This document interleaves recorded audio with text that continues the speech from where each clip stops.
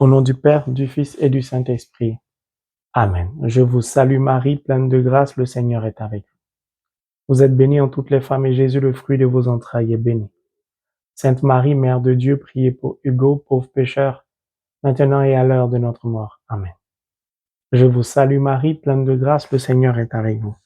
Vous êtes bénie en toutes les femmes et Jésus, le fruit de vos entrailles, est béni.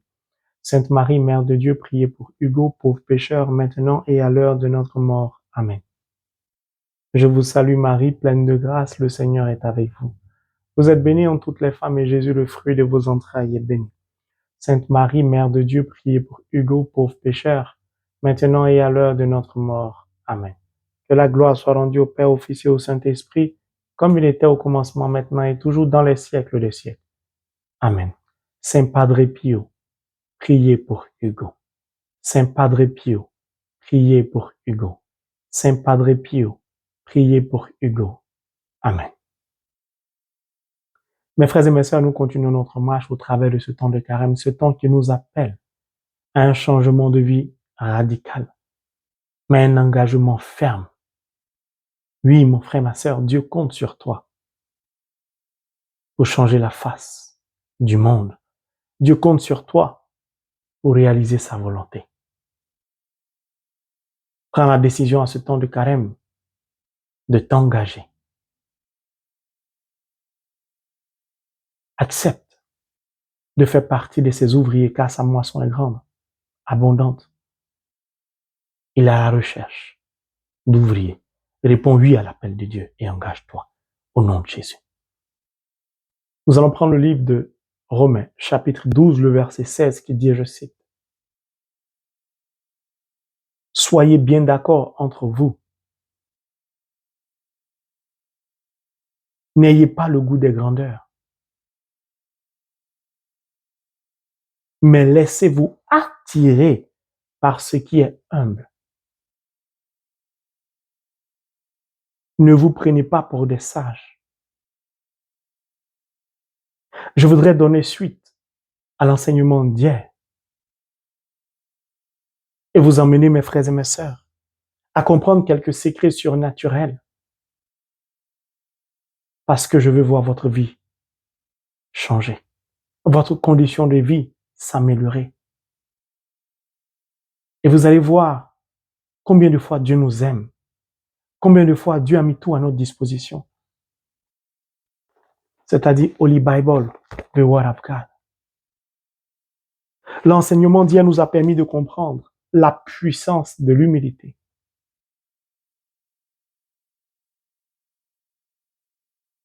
J'ai donné la définition de l'humilité au travers de 3 textes bibliques différents. Et je vais rebondir sur ces mêmes passages bibliques, ces 3 textes différents, pour essayer de nous aider à entrer dans l'exaucement des intentions de notre cœur. Oui, beaucoup de chrétiens prient, mais ne sont pas exaucés, ne voient pas leur intention être exaucée. Beaucoup de chrétiens ne comprennent plus, sont perdus. Ils ne savent plus à quel saint se vouer. Parfois, c'est le manque de connaissances qui nous maintient dans l'obscurité, dans la pénombre.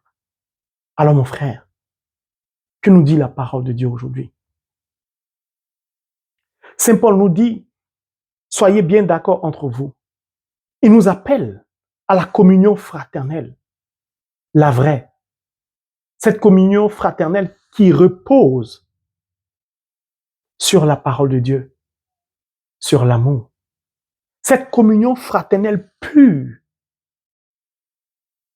qui a l'image de Dieu. N'ayez pas le goût des grandeurs. Ne soyez pas orgueilleux. Ça me rappelle le verset que j'ai lu hier de Ben Sirac le sage, Siracide chapitre 3, à partir du verset 18. Le Seigneur nous invite à ne pas rechercher les grandes choses. Le goût des grandeurs parfois perturbe notre communion fraternelle. Mais je voudrais porter mon attention sur ce qui va suivre. Et on aura le temps de revenir une prochaine fois sur ce verset ô combien de fois riche. N'ayez pas le goût des grandeurs, mais mais marque une opposition. Le goût des grandeurs et le manque de communion fraternelle empêchent quoi? Mais laissez-vous attirer par ce qui est humble. Alléluia. Mon frère, ma sœur, le manque de communion fraternelle vrai, où l'amour pur est expérimenté, est vécu. La recherche effrénée du goût des grandeurs, comme le dit Saint Paul, s'oppose à l'humilité. Et nous empêche ainsi de jouir, d'escompter, de bénéficier des grâces inhérentes liées à la loi de l'attraction qui se trouve au cœur de l'humilité.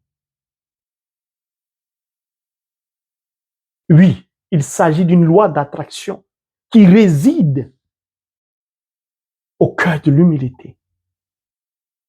Comme il existe la loi d'attraction physique ou la loi d'attraction physique quantique, pour ceux qui aiment les physiques comme moi. Mais je vais vous épargner les atomes au niveau de la loi physique quantique et de la loi physique. On va essayer de parler terre à terre. Saint Paul nous donne là un code secret, une clé pour comprendre un mystère surnaturel. C'est-à-dire les codes du surnaturel, des lois du surnaturel qui sont censées impacter notre vie spirituelle. Quelle est cette loi dont parle Saint Paul? Saint Paul dit, laissez-vous attirer par ce qui est humble. Donc Dieu le Père, l'être suprême, créateur de l'univers visible et invisible, a disposé des choses au travers desquelles se trouvent des lois surnaturelles qu'on appelle des lois d'attraction, qui sont capables de nous attirer afin de nous plonger dans la gloire de Dieu. Quelle révélation, mon frère. Ma sœur, quelle révélation. J'aime la parole de Dieu. C'est pourquoi j'insiste, je persiste. Attache-toi à la parole de Dieu. Laisse la parole de Dieu s'imprégner en toi. Imprègne-toi de la parole de Dieu. Moi, je vais plus loin. Je demande à Dieu chaque jour de permettre que la parole de Dieu coule dans mes artères à la place de mon sang. Parce que la parole de Dieu est puissance de Dieu. La parole de Dieu est l'amour de Dieu. La parole de Dieu est la gloire de Dieu manifestée dans ma vie. La parole de Dieu est la clé de notre succès, la clé de notre réussite. La parole de Dieu nous donne d'avoir accès à tout, de pouvoir tout faire. Quel amour de Dieu pour nous. Je dis, quel amour de Dieu pour nous. En réalité, Dieu a tout mis à notre disposition. Mais le manque de connaissance, parfois, nous empêche de voir la lumière de Dieu. C'est pourquoi aujourd'hui le Saint-Esprit veut nous faire du bien. Donc il existe des choses que Saint Paul appelle ce qui est humble. Et ces choses-là ont la possibilité de nous attirer, de nous happer.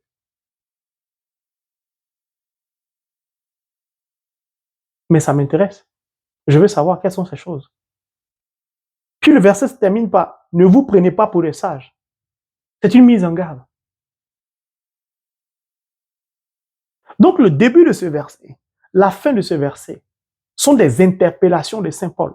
Saint Paul pointe du doigt ce qui peut constituer une opposition à la force d'attraction qui est capable, censée nous attirer pour nous plonger dans la gloire de Dieu, afin que nous soyons exaucés, comblés.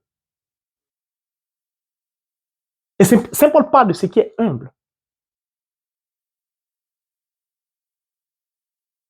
Alors, rebondissons sur la définition de l'humilité que j'ai donnée hier au travers de 3 passages bibliques. J'ai parlé de Proverbes, de Ben Sirac, de Siracide, j'ai parlé de Daniel. Commençons par Proverbes chapitre 9, verset 10, qui dit « La crainte de l'Éternel est le commencement de la sagesse. » Et plantons le décor à partir de cette définition de l'humilité. La Bible me dit que lorsque je commence à craindre Dieu, à m'abaisser devant lui, à reconnaître qu'il est l'être suprême, sans qui ma vie n'est rien, ma sagesse commence. C'est très intéressant parce que la parole de Dieu dit que Jésus est le commencement et la fin, l'alpha et l'oméga. La Bible ne dit pas que Jésus est le commencement tout court. Donc, la crainte de Dieu, qui est le commencement de la sagesse, va me faire aboutir à la finalité de la sagesse. Ce qui revient à dire que lorsque je manifeste la crainte à l'égard de Dieu, je me mets en mouvement en prenant un départ au point A, par exemple, qui est le commencement de la sagesse, en vue d'aboutir au point Z, qui est la finalité de la sagesse. Mais la sagesse, c'est quoi? C'est la parole de Dieu. C'est Dieu. C'est l'amour. C'est la gloire de Dieu manifestée. C'est pourquoi le même livre des Proverbes, chapitre 3, va dire « Mieux vaut posséder la sagesse, qui a plus de valeur que l'or, le corail et j'en passe. » Lorsque je décide d'être humble, de manifester une crainte à l'égard de Dieu, je me mets ainsi en mouvement. La sagesse commence donc à cheminer avec moi. Et la sagesse va me conduire à un autre point, le point terminal qui est le point Z. Si, et seulement si, je continue de maintenir ma crainte à l'égard de Dieu tout au long de ce cheminement, de ce processus pour parvenir au point Z. Très bien. Qui parle de commencement, parle de fin. Le livre de Ben Sirac le sage, Siracide chapitre 3, à partir du verset 18, me dit « Plus tu es grand, plus il te faut t'humilier, t'abaisser. Car grande est la puissance de Dieu et il est glorifié au travers des personnes très humbles. »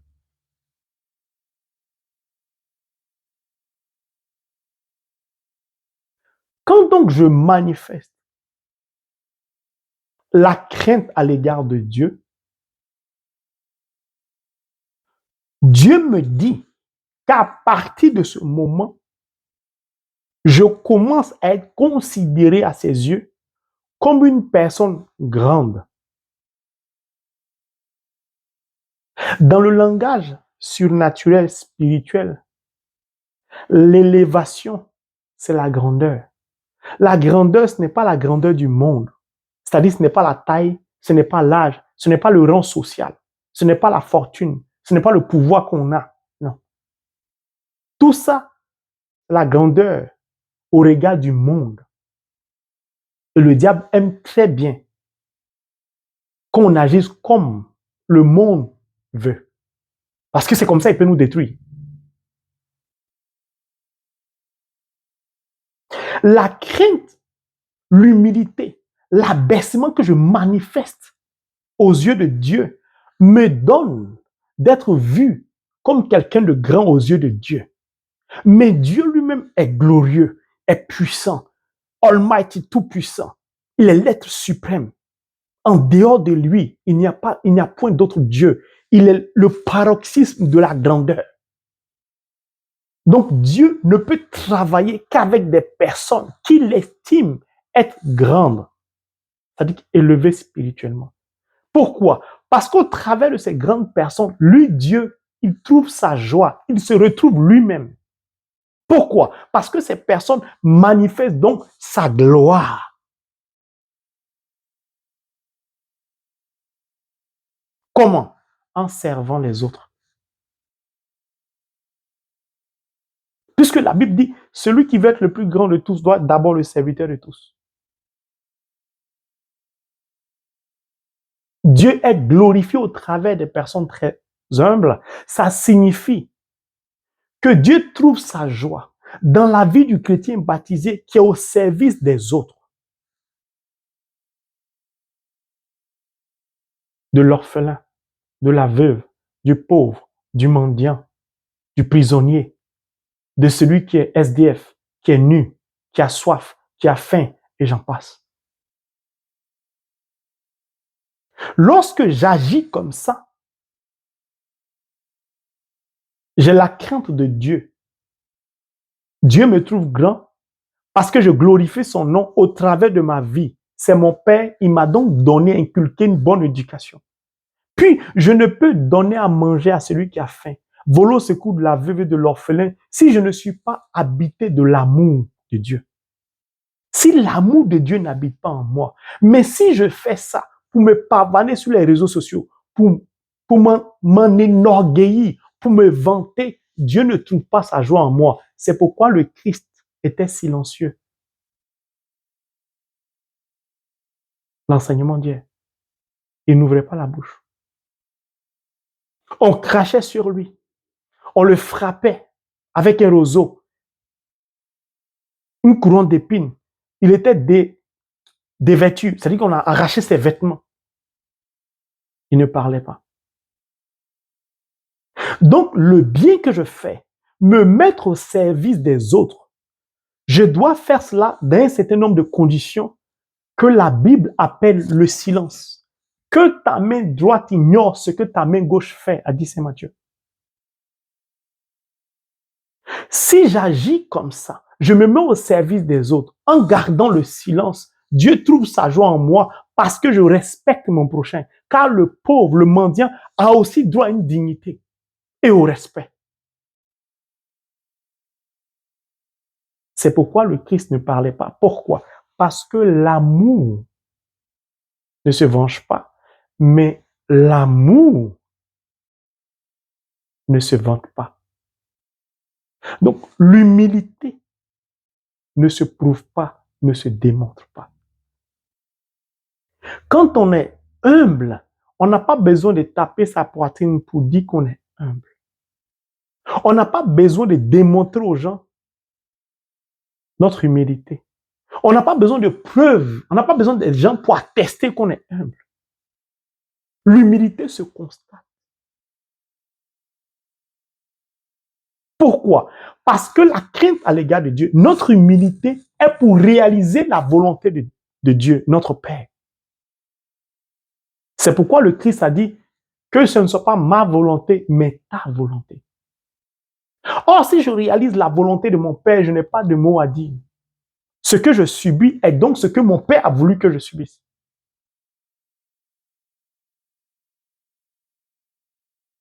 Parce qu'il est l'être suprême. Il peut empêcher toute chose. Mais comme mon humilité est pour le bien d'autrui, des autres, de mon prochain, alors je dois me taire. Parce que même en étant confronté à la haine, au crachat, à la souffrance, au mal, Dieu est capable de transformer ce mal en salut pour les autres. C'est pour cela d'ailleurs que je le crains et que je n'ose pas parler.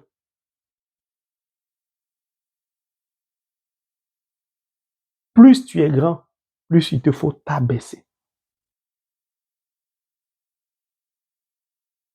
Pourquoi Saint Paul dit au début, soyez bien d'accord entre vous? Parce que certaines personnes, dans un groupe de prière par exemple, ont des dons spirituels. On ne peut pas respirer.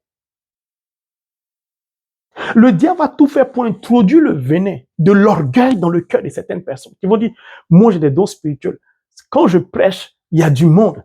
Quand je donne des paroles de connaissance, quand je ne suis pas là, vous ne voyez pas que le groupe n'est rien. Ça s'appelle l'orgueil.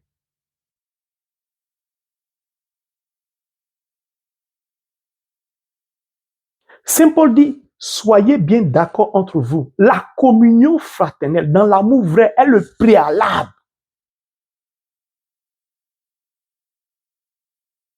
à l'élévation spirituelle, à l'exaucement. N'ayez pas le goût des grandes, ne recherchez pas ce qui vous dépasse. Mon frère, ma soeur, j'aime la parole de Dieu. L'humilité ne se prouve pas. On ne tape pas sa poitrine pour dire que je suis chrétien ou chrétienne. On constate que je suis chrétien. Je n'ai pas besoin de démontrer à quelqu'un que je suis chrétien. Je n'ai pas besoin de démontrer à quelqu'un mon amour pour la Vierge Marie. Ça doit se constater.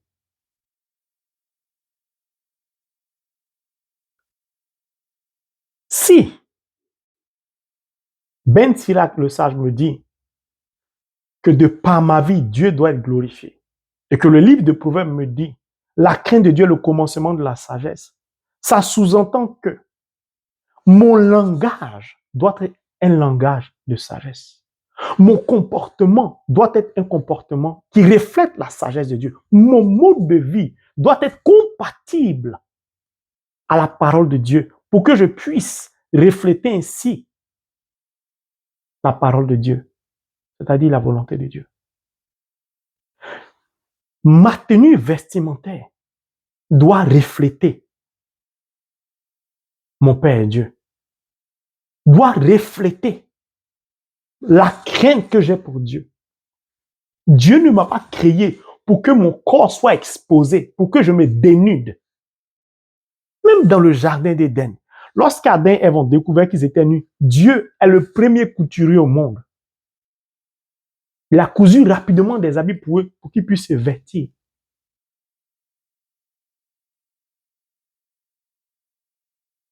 Si Dieu est le premier couturier, il cherche à vêtir Adam et Ève. Pourquoi moi, je vais acheter des tissus pour me dévêtir, pour exposer certaines parties de mon corps?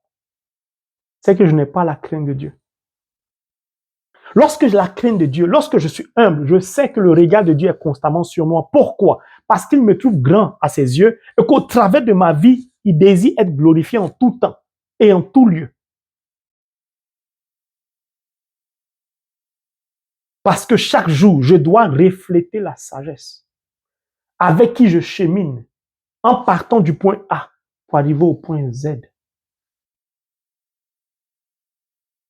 Mais Saint Paul me dit que ce que je viens de décrire, il y a beaucoup à dire, mais déjà le peu que je viens de dire, au cœur de ce que je viens de dire, il y a une force d'attraction, une loi d'attraction qui va m'attirer jusqu'au point Z. Comment? Prenons l'aimant. Si vous promenez l'aimant à même le sol, vous allez voir que des métaux, c'est-à-dire des fers, des bouts de fer, vont venir s'attacher à l'aimant. Pourquoi? Parce qu'il y a une loi d'attraction qui permet à l'aimant d'attirer les métaux. Mais si vous n'approchez pas l'aimant à une certaine distance des métaux, il n'y aura pas d'attraction. Mais quand l'aimant est proche de certains métaux, vous n'avez plus besoin de bouger l'aimant, les métaux se collent seuls. C'est ce que Saint Paul veut nous dire. Si nous commençons, si nous nous mettons en mouvement, en manifestant notre crainte à l'égard de Dieu, en servant les autres, dans le silence de l'humiliation, c'est-à-dire même quand nous sommes humiliés, méprisés, même si on crache sur nous, même si on nous flagelle, même si on nous crucifie, même si on met des courants d'épines, même si nous sommes rejetés, mais on subit l'impensable, nous devons garder le silence. Pourquoi? Parce que nous devons sans cesse refléter notre Père. Donc, réaliser sa volonté, manifester son être. Qui il est l'amour. Or, l'amour ne se venge pas. L'amour ne fait pas de mal. L'amour ne parle pas mal. L'amour n'est pas orgueilleux. C'est pourquoi je suis obligé de me taire. Parce que ceux qui sont en train de me faire subir ça, il suffit que Dieu accepte de les anéantir. La seconde qui suit, c'est Dieu que je crains et non eux. C'est pourquoi le Christ garde le silence. Ça veut dire quoi? Ça veut dire qu'on ne peut pas réaliser la volonté de Dieu. On ne peut pas avoir la crainte de Dieu et puis tenir compte du quand dira-t-on. Je veux faire ça. Mais si je fais, j'ai peur de ce qu'on va dire, de ce que ma famille va dire, de ce qu'un tel va dire, de ce que mes collègues vont dire. Non. Si ta famille pratique l'idolâtrie, il t'invite à y aller, il faut dire tu n'y vas pas. C'est tout. Mais tu dois garder le silence quand tu as dit tu n'y vas pas. C'est contraire à la volonté de mon Père, point. Ce n'est pas de chercher à te débattre pour te justifier, pour les convaincre. Ce n'est pas à toi de les convaincre. Le Christ n'a pas cherché à convaincre le diable, la foule, en leur disant, je suis le Messie, vous allez regretter. Silence. Beaucoup de chrétiens sont emprisonnés dans beaucoup de choses, dans beaucoup de relations. Je vais te donner un exemple tout à l'heure. Dans beaucoup de situations. Et ils ont peur d'affirmer leur foi chrétienne. C'est-à-dire de faire ce qu'en tant que chrétien, ces personnes doivent faire parce qu'elles ont peur du quand dira-t-on. Qu'est-ce qu'on va dire si je quitte ma femme? Qu'est-ce qu'on va dire si je quitte mon homme? Qu'est-ce qu'on va dire si je quitte le travail? Qu'est-ce qu'on va dire? Qu'est-ce qu'on va dire? Qu'est-ce qu'on va dire? On préfère être esclave pour que les autres nous voient bien. Ça veut dire qu'on n'a pas la crainte de Dieu. Parce qu'on doit tout faire pour que Dieu nous voit bien et non les autres, c'est-à-dire les humains. Parce que Dieu peut te sauver, mais les humains ne peuvent pas te sauver.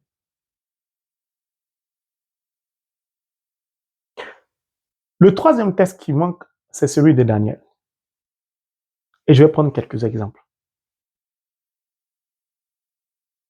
Lorsqu'on se met en mouvement, en ayant la crainte de Dieu, en étant brisé, en manifestant l'abaissement, l'humilité, nous progressons du point A pour aller vers le point Z, qui est la finalité de la sagesse. Or, si tu parviens au point Z, à la gloire de Dieu, tout ce que tu veux obtenir, tu l'auras. C'est pourquoi tu ne peux pas commencer au point A avec, comme Saint Paul le dit, des goûts de grandeur. N'ayez pas le goût de grandeur. Tu ne peux pas commencer au point A. Tu ne peux pas commencer la crainte de l'Éternel avec plein d'intentions de prière. C'est-à-dire, tu veux construire des buildings, tu veux avoir des immeubles partout, tu veux accumuler des terrains, tu veux avoir des sociétés.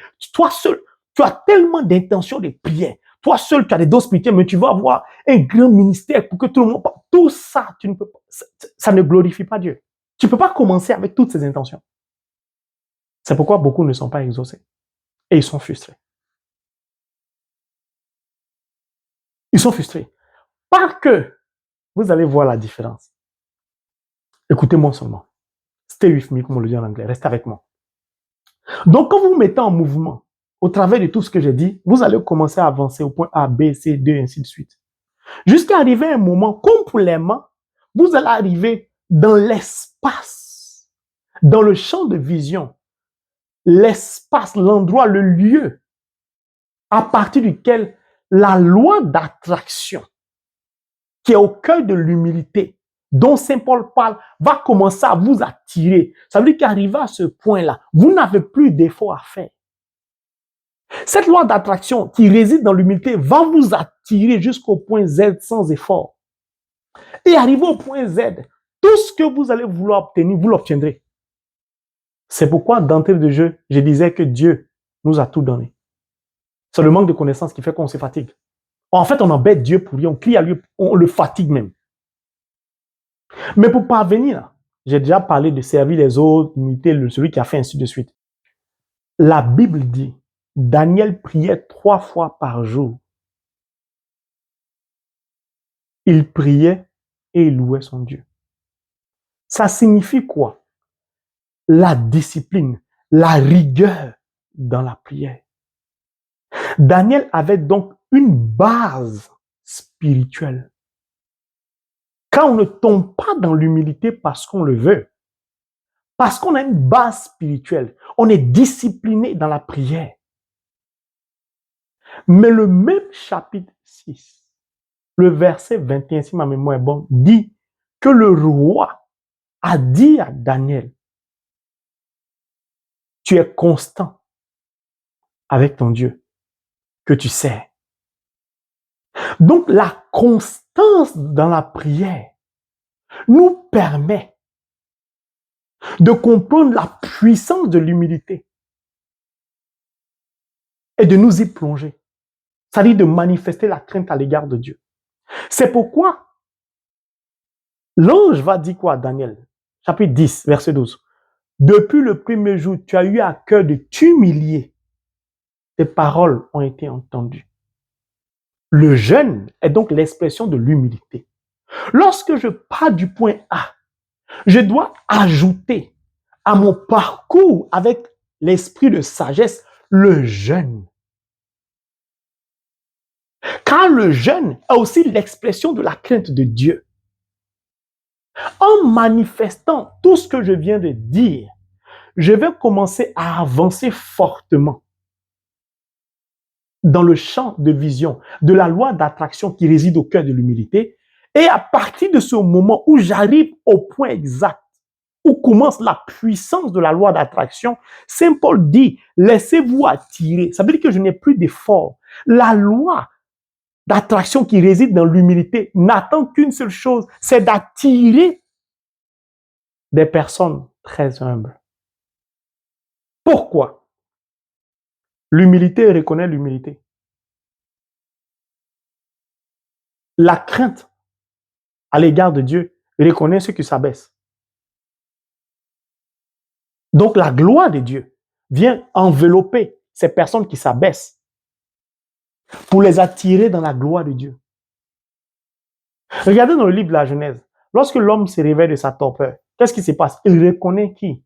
Celle qui vient. Il dit, voici cette fois-ci l'os de mes os, la chair de ma chair. L'humilité, la loi d'attraction de l'humilité reconnaît toutes ces personnes ou toutes les personnes qui s'abaissent. Mais qui s'abaissent comme tout ce que j'ai décrit. Qui s'abaissent par amour pour Dieu. Qui s'abaissent dans le désir de réaliser la volonté de Dieu. Qui s'abaissent en s'effaçant au profit de la volonté de Dieu. Qui s'abaissent dans le but de servir les autres. Qui s'abaissent dans le silence.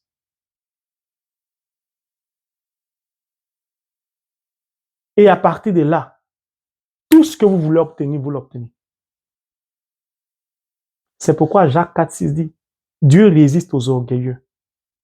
C'est la loi de l'attraction qui réside ou qui émane de l'humilité s'oppose à la loi de l'orgueil. Entre les deux, c'est l'opposition, la dichotomie.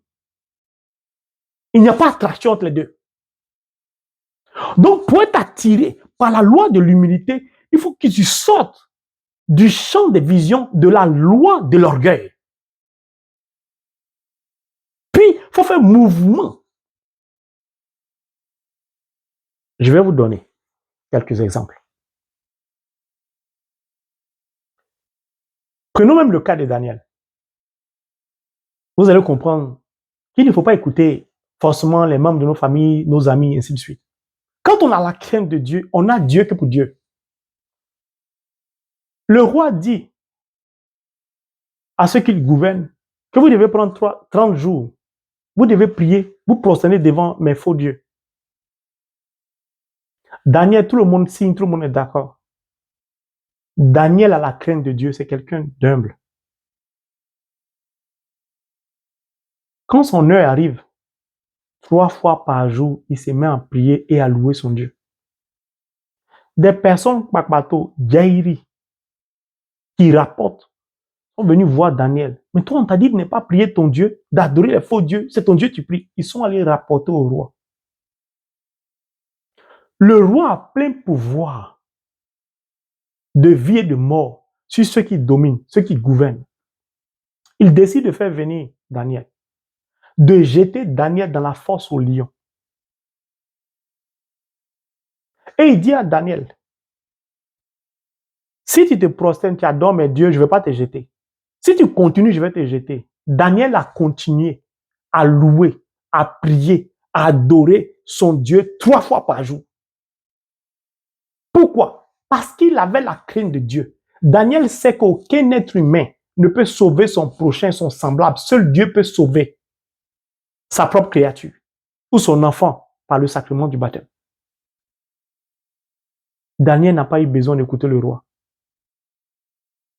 Comme Jean le Baptiste n'a pas eu peur d'aller dire la vérité au roi Hérode. Combien sont ceux qui, comme Daniel, qui, comme Jean-Baptiste, ont le courage, la force, la crainte de Dieu pour affirmer leur foi? Combien sont-ils? Et parfois, nous sommes étonnés que des gens comme Daniel sont exaucés vite, nous ne sommes pas exaucés. Mais face à une tribulation, face à une difficulté, face à une souffrance, quel est notre comportement? Quelle est notre attitude? Parce que n'oublions pas, lorsque nous quittons le point A pour parvenir dans le champ des visions, de la loi d'attraction qui émane de l'humilité, pour être attiré sans aucun effort pour parvenir au point Z, mais celui qui se camoufle en ange de lumière, la Bible dit qu'il rôde comme un lion rugissant, mais il nous épie. Il cherche comment faire pour nous tendre des pièges, pour nous empêcher de continuer à avoir la crainte de Dieu, de manifester l'humilité, c'est-à-dire de servir les autres pour que la loi nous attire, pour qu'on obtienne tout ce qu'on veut. Parce que lui, il sait que cette loi-là nous permet de faire tout ce que nous voulons.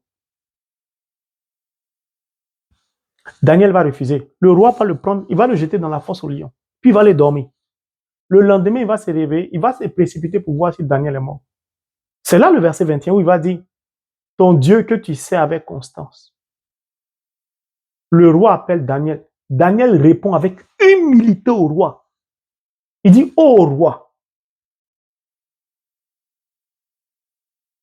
Daniel pouvait dire, mon Dieu est grand, mon Dieu est fort. Le roi, tu n'es rien, je m'en fous de toi. Il est resté humble. Quand on a la crainte de Dieu, on est constant dans la prière, mais on est constant dans son humilité. Quel que soit ceux qui nous torturent, on garde toujours notre crainte à l'égard de Dieu. C'est notre humilité, puisqu'on est là pour les servir. Le roi est choqué et étonné. Et Daniel va répliquer en disant, le Dieu que je sers a envoyé son ange fermer la gueule des lions qui ne m'ont rien fait. De vous à moi, on nous jette dans la fosse aux lions.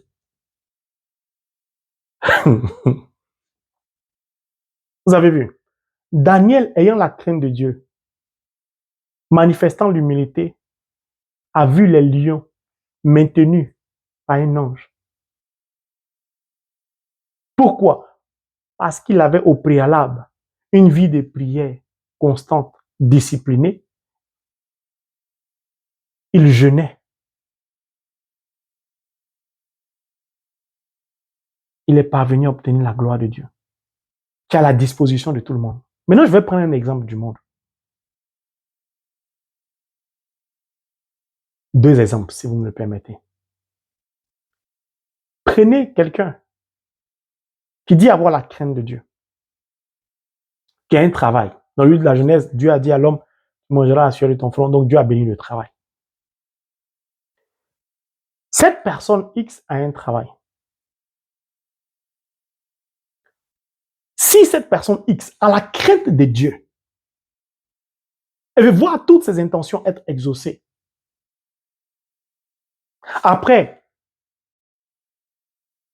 vous êtes parvenu au point Z, c'est-à-dire, après que la gloire de Dieu ait environné cette personne, voici ce que doit être l'attitude de cette personne. Cette personne va se dire, je n'ai pas obtenu ce travail par mes diplômes, par mes relations, ni par mes connaissances. Je n'ai pas obtenu ce concours de moi-même. C'est Dieu qui m'a béni, qui m'a permis d'obtenir ce travail par sa bénédiction. Celui qui a la crainte de Dieu, il pense comme ça. Puis il va dire, comme c'est lui qui m'a donné ce travail et me permet d'aller au travail parce que c'est lui qui renouvelle chaque jour mon souffle de vie, comme j'ai sa crainte, le travail qu'il m'a donné, je vais en prendre le revenu chaque mois pour lui témoigner de ma reconnaissance au travers de l'offrande, par exemple. Pourquoi? Parce que si chaque mois je suis payé, c'est parce que lui, il accepte de maintenir mon souffle de vie, donc je peux continuer à aller au travail. C'est lui que je crains. Ce qu'il m'a permis d'avoir, je dois lui donner. Pourquoi? Je suis un pèlerin sur la terre. Je ne suis que de passage. Pour réaliser sa volonté à lui. Pas pour m'attacher à un bien matériel comme aux finances. Ça, c'est quelqu'un qui a la crainte de Dieu.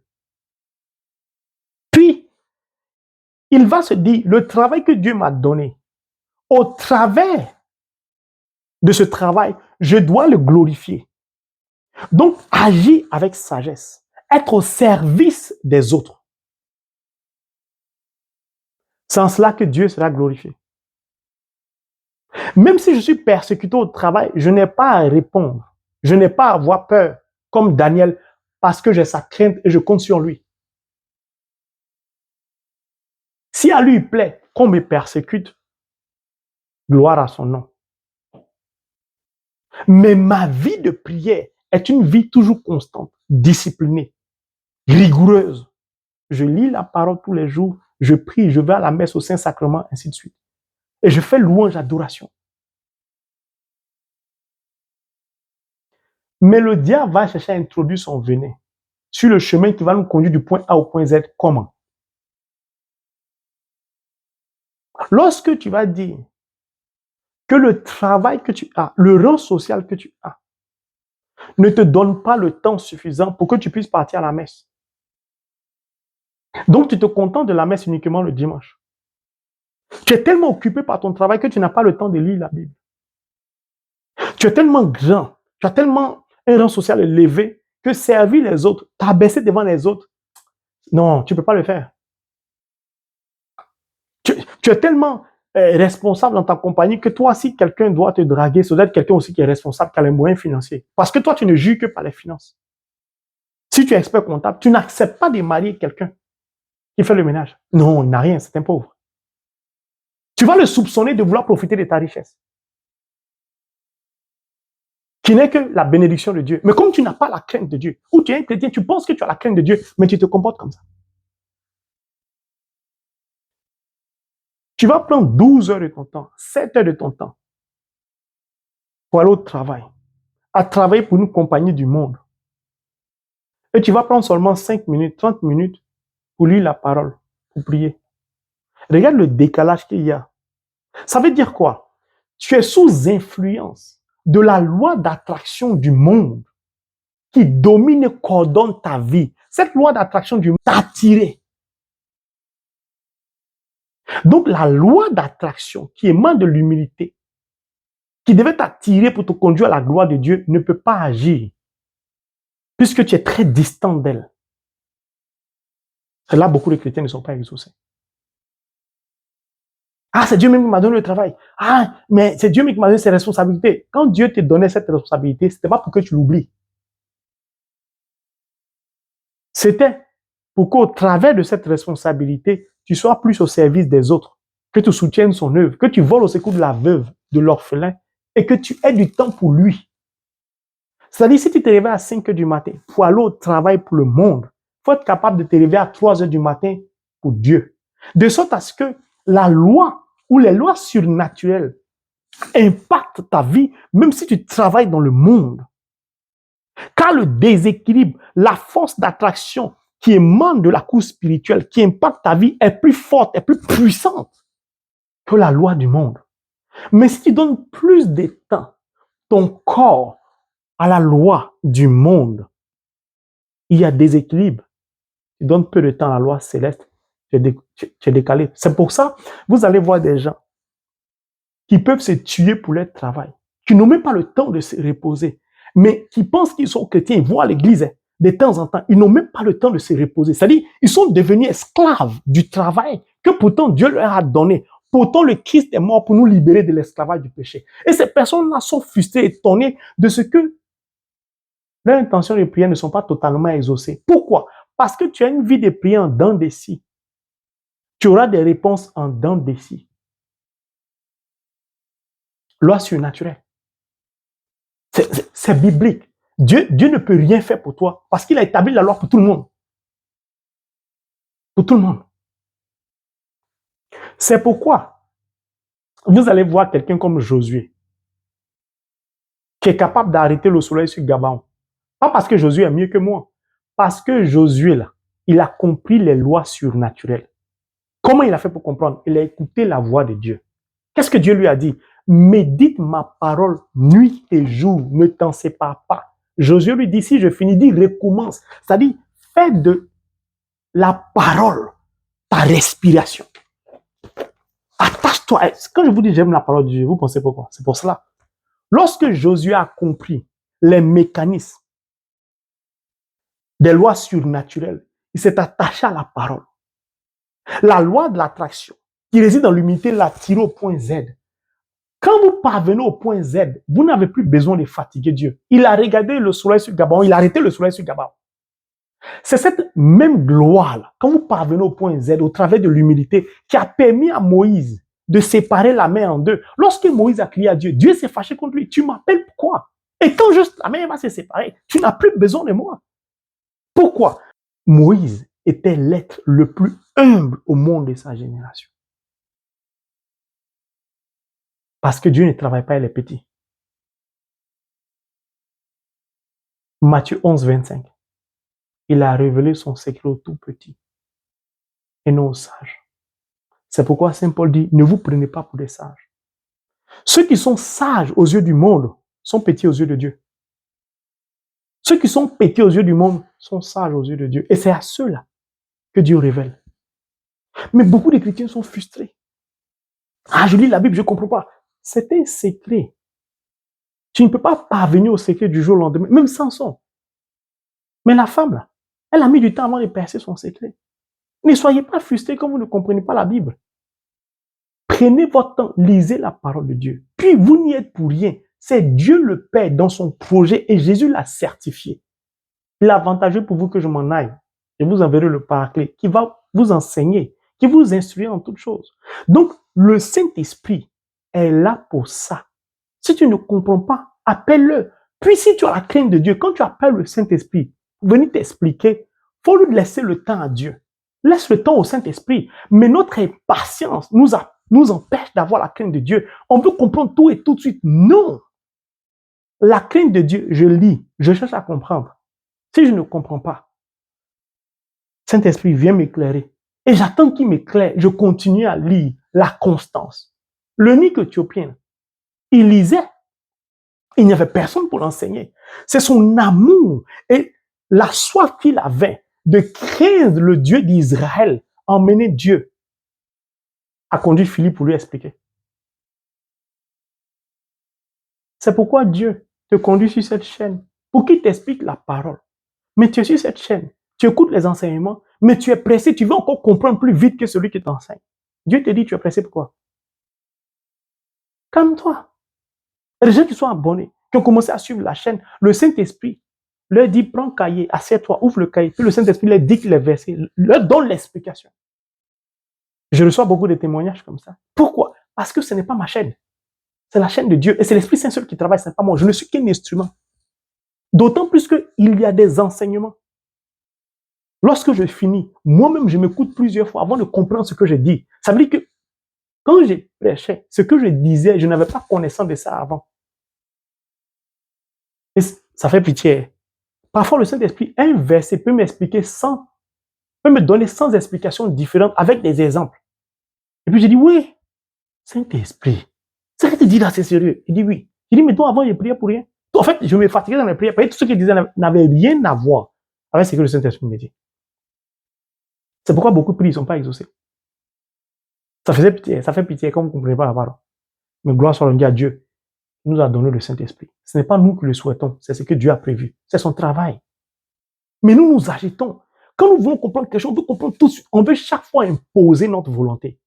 Même si parfois ça donne l'impression qu'on n'impose pas notre volonté. Ah, je veux comprendre ça. Même si je comprends. Comment toi tu as fait pour comprendre? Mais vous pensez que Daniel, il est descendu dans la fosse au lion du jour au lendemain. On dit qu'il était discipliné dans la prière, puis il jeûnait, il était très humble, il avait la crainte de Dieu. Sinon, prenez quelqu'un qui n'a pas le parcours comme de Daniel, qui vient de se convertir, jetez-le dans la fosse du lion, il croit. Mais les lions vont le manger. Je vais prendre un autre exemple, je vais terminer par là. Prenons un couple. Un homme qui a épousé une femme. Au début, il s'aimait. 2, 3 ans après, ils ne s'aiment plus. Mais ils maintiennent leur relation. Non plus sur la base de l'amour, mais avec le souvenir du passé. Ça veut dire quoi? Ils ont tellement galéré ensemble quand ils étaient jeunes. Ils ont galéré ensemble, ils se sont soutenus, ils ont décidé de se mettre ensemble. La relation avançant, ils découvrent qu'ils ne s'aiment pas réellement comme ils le croyaient. Mais le fait qu'ils se soient soutenus l'un à l'autre mutuellement, ils préfèrent maintenir les meubles, entre guillemets, rester ensemble, sans amour, plutôt que de se séparer pour avoir des remords, au motif qu'on a souffert ensemble. Donc c'est une relation qui ne repose plus sur l'amour, donc qui ne glorifie plus Dieu. C'est une relation qui glorifie le passé, les efforts du passé, mais plus Dieu. Ça veut dire qu'ils n'ont plus la crainte de Dieu. Donc, ils ont vécu leur couple, leur relation sans Dieu. Peut-être au début, ils ont mis Dieu. Arrivé un moment, ils ont abandonné Dieu. Parce que là où Dieu est, il y a l'humilité. Or, l'humilité, c'est pour servir l'autre, ne fait pas de mal à l'autre. Puisque l'humilité émane de l'amour. Et quand on craint Dieu, on ne peut pas blesser son prochain. Ce genre de relation n'honore pas Dieu. Mais si vous êtes dans de telles relations, que vous vous entêtez dans de telles relations, regardez bien votre vie. Puisque vous donnez l'impression aux gens que vous vous aimez alors que votre relation ne repose pas sur l'amour. Vous ne serez pas heureux ou heureuse. Vous êtes malheureux. Et le diable est content parce qu'il sait ce qu'il souhaite. Il aime bien le superficiel, l'apparence. Ou par exemple, je vais prendre un autre exemple, je vais terminer par là. Certains couples, ils se sont rencontrés, ils se sont aimés, ils ont décidé de se mettre ensemble. Ils se sont mariés. Chemin faisant, ils ont tellement investi dans des compagnies. Ils ont construit des immeubles, des buildings, ils ont acheté des terrains. Vraiment, ils ont un parc auto, une ville luxueuse. Vraiment, tout le monde les envie. Au bout de 3 ans, d'un certain nombre d'années, ils se rendent compte qu'ils ne s'aiment plus. Ils ne voient plus la vie de la même manière. Ça veut dire qu'ils ne font plus une seule chair. Dieu n'y est plus puisqu'il n'y a plus d'amour. Donc, il n'y a plus d'humilité.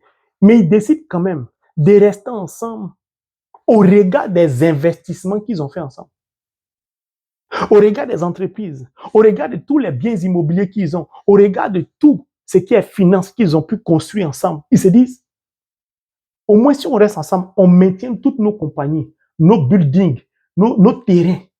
Au lieu qu'on s'entre-déchire, restons ensemble quand même. Voici ce genre de couple qui n'existe que par bien matériel. Or, la crainte de Dieu, comme je le disais précédemment, c'est justement de ne pas s'attacher à un bien matériel. Si votre relation repose, votre union repose sur les investissements, sur les biens matériels, vous n'avez pas la crainte de Dieu. Vous avez la crainte du démon Mammon, du Dieu de la cupidité, de l'argent, le diable. À partir de ce fait, vous ne glorifiez plus Dieu. Dieu ne trouve plus sa gloire, sa joie en vous, puisqu'au travers de vous, il n'est plus glorifié. Donc, il ne vous trouve pas grand. Peut-être le monde va vous apprécier. Ah, ce couple, ils sont bien. On les voit dans les dîners. Telle société les appartient. Ils ont regardé le nombre de leur compagnie, le nombre de restaurants. Mais regardez les enfants, ils sont toujours en vacances au Japon, à Tokyo, un peu partout dans le monde. Tout le monde les envie. Parce qu'aux yeux des humains du monde, ils sont grands. Mais aux yeux de Dieu, ils sont rien. Vous regardez bien, ils sont malheureux. Parce qu'ils n'ont pas la crainte de Dieu. Mon frère, ma soeur, quel que soit ce que tu fais, si ça ne reflète pas la sagesse de Dieu, si ça ne glorifie pas Dieu, si Dieu ne trouve pas sa joie en toi, sors de la relation, sors de ce travail, sors dans tout ce que tu fais qui ne manifeste pas la crainte à l'égard de Dieu. C'est pourquoi beaucoup ne sont pas exaucés. Mon frère, ma soeur, cet enseignement a duré parce que je voudrais qu'au soir de ce carême, vous puissiez avoir les éléments suffisants. Une des clés qui est l'humilité, comprendre le fonctionnement. Il ne suffit pas d'être chrétien pour être exaucé. Il ne suffit pas d'être humble pour être exaucé. Il faut pouvoir connaître les lois de l'humilité, puis manifester, mettre en exergue, appliquer les lois de l'humilité pour en récolter les fruits. Si vous comprenez ça, vous verrez que vous serez exaucé. Pourquoi le Seigneur, Dieu a dit, mon soleil se lève sur les bons comme sur les méchants? C'est-à-dire que même le païen, il connaît les lois divines, il les applique, il a le résultat. C'est tout. Mon frère, ma soeur, que Dieu nous donne de comprendre sa parole, surtout de nous attacher à sa parole, d'accepter d'être brisé par la parole, d'être brisé par le Saint-Esprit, d'être humble, afin que Dieu puisse trouver sa joie au travers de nous et qu'au travers de notre vie, il soit glorifié en servant les autres au nom du Père, du Fils et du Saint-Esprit. Amen.